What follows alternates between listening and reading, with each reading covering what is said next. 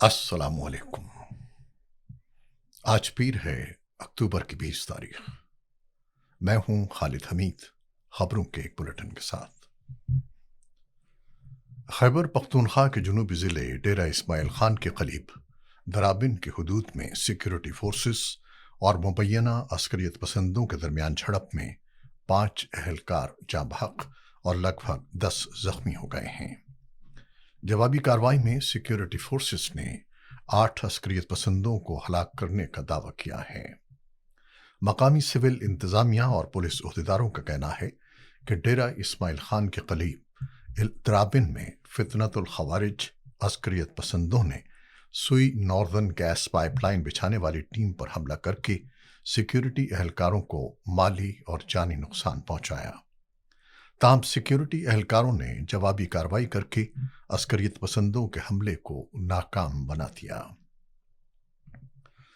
پاکستان اور افغانستان کے درمیان کشیدگی کے نتیجے میں لگ بھگ 10 روز قبل طورخم اور چمن سمیت بند ہونے والی تمام سرحدی گزرگاہیں ہر قسم کی آمد و رفت اور دوطرفہ تجارت کے لیے بدستور بند ہیں، جس کے نتیجے میں پشاور، اسلام آباد اور دیگر شہروں اور قصبوں میں پھل اور سبزیوں کی قیمتیں بہت بڑھ گئی ہیں۔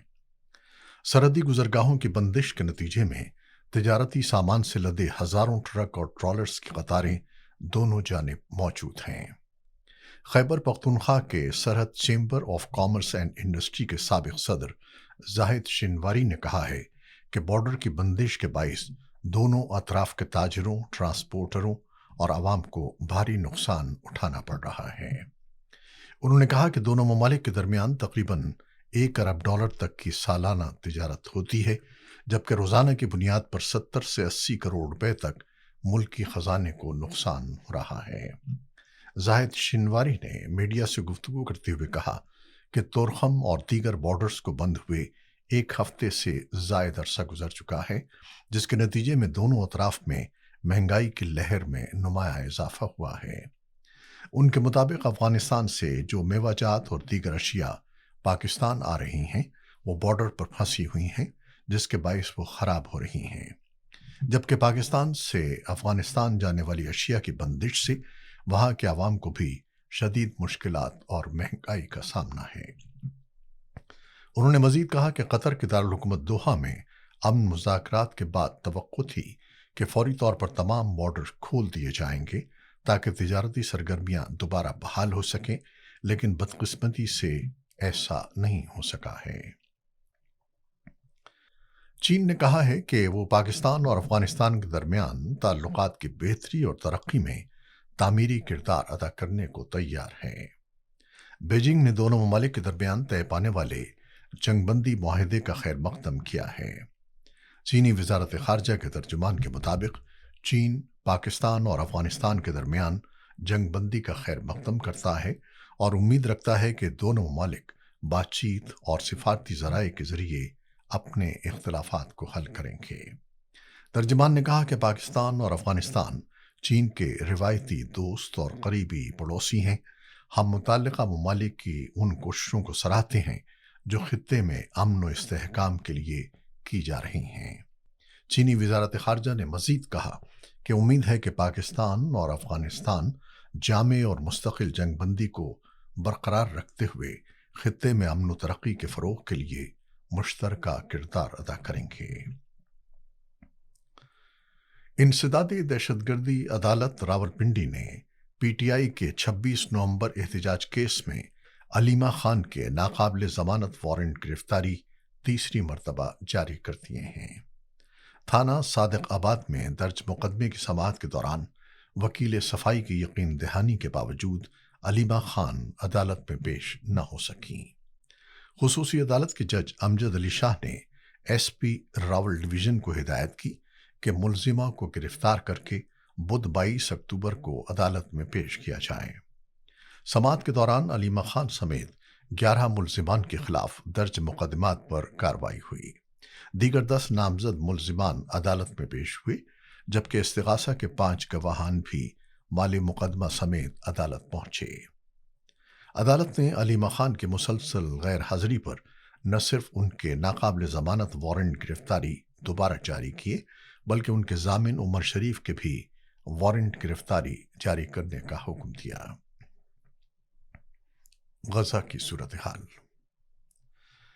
اسرائیل نے غزہ پر شدید فضائی حملوں کے بعد جنگ بندی معاہدے کی بحالی کا اعلان کر دیا ہے۔ امریکہ کے صدر ڈونلڈ ٹرمپ نے بھی اس کی تصدیق کرتے ہوئے کہا ہے کہ جنگ بندی تاحال برقرار ہے۔ قطر کے نشریاتی ادارے الجزیرہ کے مطابق اسرائیلی فوج نے ایک بیان میں کہا ہے کہ غزہ میں اہم اہداف پر کارروائیوں کے بعد جنگ بندی کو مزید مستحکم کرنے کا عمل شروع کر دیا گیا ہے۔ اسرائیل معاہدے پر عمل درآمد کا جاری رکھے گا اور کسی بھی خلاف ورزی پر سخت رد عمل دیا جائے گا۔ ذرائع کے مطابق اسرائیلی فوج نے غزہ میں سرنگوں سمیت حماس کے درجنوں اہداف پر 120 سے زائد راکٹ حملے کیے، جن میں عام شہری آبادی بھی نشانہ بنی۔ خان یونس کے شمال مغربی علاقوں میں بے گھر افراد کے خیموں اور نصیرات کیمپ پر بھی بمباری کی گئی۔ جنگ بندی کے باوجود اسرائیلی حملوں میں کل صبح سے اب تک 45 فلسطینی شہید ہو چکے ہیں، جبکہ 10 اکتوبر سے نافذ جنگ بندی کے دوران مجموعی طور پر 98 فلسطینی جان کی بازی ہار چکے ہیں۔ اسرائیلی فوج کا کہنا ہے کہ کارروائیاں حماس کی جانب سے اسرائیلی اہلکاروں پر حملوں کے جواب میں کی گئیں، تاہم حماس نے الزامات کو مسترد کرتے ہوئے کہا ہے کہ اسرائیل جنگ دوبارہ شروع کرنے کے بہانے تراش رہا ہے۔ حالیہ حملوں کے بعد اسرائیل نے ایک بار پھر اعلان کیا کہ غزہ میں حماس کے اہداف پر کارروائی مکمل ہونے کے بعد جنگ بندی دوبارہ نافذ کر دی گئی ہے۔ دوسری جانب حماس کے رہنما خلیل الحیہ کی قیادت میں اعلیٰ سطحی وفد قاہرہ پہنچ گیا ہے، جہاں وہ شرم الشیخ میں طے پانے والے سیز فائر معاہدے پر عمل درآمد کے حوالے سے مصری حکام سے مذاکرات کرے گا۔ ادھر امریکہ کے خصوصی ایلچی اسٹیو وٹکوف اور صدر ٹرمپ کے مشیر جیرڈ کشنر آج اسرائیل پہنچیں گے، جبکہ امریکی نائب صدر جے ڈی وینس منگل کو اسرائیل کا دورہ کریں گے۔ ان تینوں امریکی رہنماؤں کے دورے کا مقصد اسرائیل کے ساتھ ملاقاتوں کے ذریعے غزہ میں جنگ بندی کے امریکی فریم ورک کو آگے بڑھانا ہے۔ یوکرین کے صدر ولادیمیر زیلنسکی نے کہا ہے کہ اگر انہیں مدعو کیا گیا تو وہ ہنگری میں مجوزہ سربراہی اجلاس میں امریکہ کے صدر ڈونلڈ ٹرمپ اور روس کے صدر ولادیمیر پوٹن سے ملاقات کے لیے تیار ہیں۔ رپورٹس کے مطابق ٹرمپ اور پوٹن آنے والے ہفتوں میں بوڈاپیسٹ میں یوکرین جنگ پر مذاکرات کے لیے ملاقات کا ارادہ رکھتے ہیں۔ زیلنسکی نے کہا کہ اگر یہ کوئی ایسا فارمیٹ ہے جہاں ہم تینوں بات چیت کر سکتے ہیں تو ہم کسی نہ کسی شکل میں ضرور اتفاق کر لیں گے۔ اس دوران ذرائع نے انکشاف کیا ہے کہ وائٹ ہاؤس میں گزشتہ ہفتے ٹرمپ اور زیلنسکی کی ملاقات کے دوران امریکہ نے یوکرین پر زور دیا کہ وہ جنگ کے خاتمے کے لیے روس کی شرائط پر غور کریں۔ امریکہ کے صدر ڈونلڈ ٹرمپ نے ایک بار پھر بھارت کو خبردار کیا ہے کہ اگر اس نے روس سے تیل کی خریداری بند نہ کی تو اس پر بھاری تجارتی ٹیرف برقرار رہیں گے۔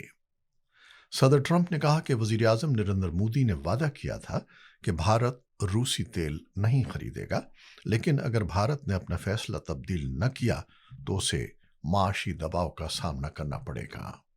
انہوں نے مزید کہا کہ چین کے ٹیرف میں نرمی ممکن ہے، لیکن اس کے بدلے چین کو امریکہ کے ساتھ نایاب معدنیات کے معاملے میں تعاون کرنا ہوگا۔ صدر ٹرمپ نے یہ بھی بتایا کہ کولمبیا پر عائد ٹیرف سے متعلق مزید اعلان پیر کو کیا جائے گا۔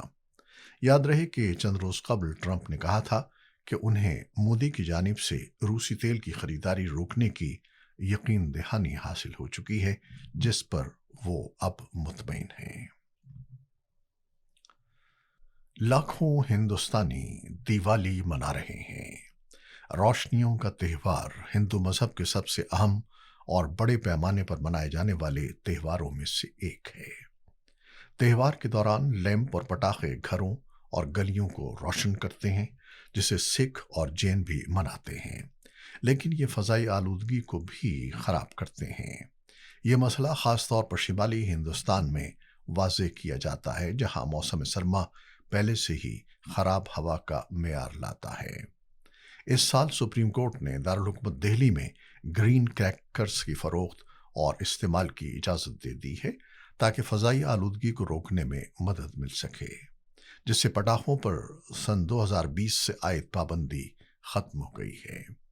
ग्रीन क्रैकर्स रिवायती पटाखों के मुकाबले में 20 या 30% कम आलूदगी खारिज करने का दावा करते हैं, लेकिन नाक़दीन को माहौल के तहफ़्फ़ुज़ में उनकी असल तासीर पर शक है। हालिया बरसों में कई रियासतों ने बढ़ती हुई फ़ज़ाई आलूदगी से निमटने के लिए पटाखों पर पाबंदी लगा दी है, लेकिन क़वानीन की अक्सर खिलाफ वर्जी की जाती है, जिससे दिवाली के बाद के दिनों में हवा का मेयार मज़ीद ख़राब हो जाता है।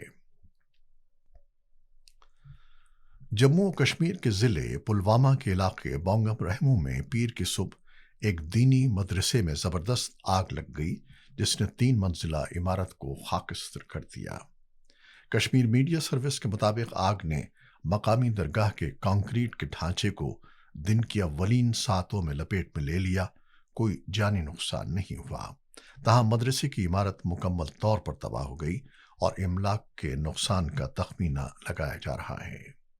आग लगने की वजह अभी तक ज़ेर तफ्तीश है, लेकिन रिहायशियों और हुकूक की तंजीमों ने इस वाक़े को मोदी हुकूमत की जारी इस्लाम मुखालिफ मुहिम से जोड़ते हुए सख्त तशवीश का इज़हार किया है, जिसका मकसद मुस्लिम इदारों को माशी तौर पर मासूर करना है। उनका कहना था कि हुक्काम अक्सर मदारिस के मुंतज़मीन से तामीर नौ के फ़ंड्स के ज़राए के बारे में पूछगछ करते हैं और ऐसे इदारों की तामीर नौ को रोकने के लिए जानबूझकर रुकावटें पैदा करते हैं। क्रिकेट।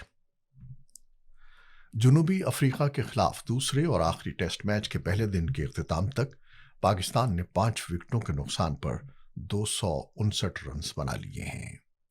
सऊद शकील 42 और सलमान अली आगा 10 रन बनाकर विकेट पर मौजूद हैं। रावलपिंडी में खेले जाने वाले मैच में पाकिस्तान ने टॉस जीतकर बैटिंग का फैसला किया, तो पाकिस्तान की पहली विकेट 35 रन पर गिर गई। ओपनर इमामुल हक 17 रन बनाकर आसिफ स्पिनर हार्मर की गेंद पर क्लीन बोल्ड हो गए।